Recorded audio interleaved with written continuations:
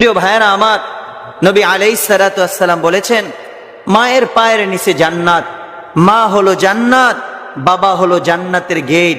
সুতরাং মাকেও নারাজ করা যাবে না, বাবাকেও নারাজ করা যাবে না। জান্নাতও কামাই করতে হবে, জান্নাতের গেটও খোলা রাখতে হবে। সুতরাং দুনিয়া থেকেই জান্নাতের গেট খুলে নিতে হবে। বলেন ঠিক কিনা? এজন্য মায়ের মনে কষ্ট দেওয়া যাবে না, বাবার মনে কষ্ট দেওয়া যাবে না।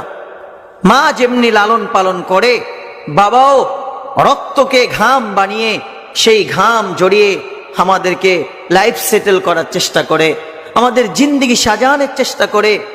আর ওই বাবা মাকে হাজারো যুবক আছে যারা কথায় কথায় বাবা মার প্রতি রাগ হয়ে যায়, চওড়া হয়ে যায়।